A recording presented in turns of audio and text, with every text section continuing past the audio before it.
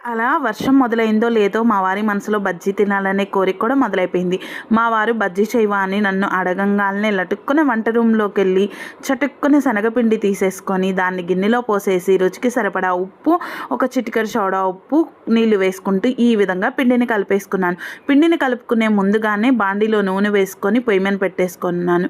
ఇంకా పిండి కలుపుకునేలోపు నూనె మంచిగా తెర్లిపోయింది. ఇంకా అలా తెర్లిన తర్వాత మనం కలుపుకున్న పిండిని గ్లాస్లో పోసుకున్నాం కదా, ఆ గ్లాస్లో మిరపకాయలను ముంచుకుంటూ ఆ బజ్జీలని నూనెలో వేసేసుకున్నామంటే మంచిగా ఫ్రై అయిపోతాయి.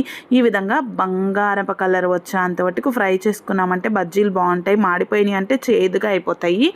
ఇంకా ఇలా మొత్తం బజ్జీలు వేసుకున్నాక ఇందులోకి ఉల్లిపాయలు, కొత్తిమీర కట్ చేసేసుకొని బజ్జీలను కూడా మధ్యలోకి కట్ చేసేసి మా వారికి ఉల్లిపాయలు, కొత్తిమీర, నిమ్మకాయ పిండేసేసి ఆ బజ్జీలను అయితే ఇచ్చేసాను. టేస్ట్ అయితే చాలా బాగుందని చెప్పారు. ఇంకా వర్షం పడేటప్పుడు బజ్జీలు తినడం ఎంతమందికి ఇష్టమో తప్పకుండా కామెంట్ చేయండి. ఇది వీడియో నచ్చితే ప్లీజ్ సబ్స్క్రైబ్.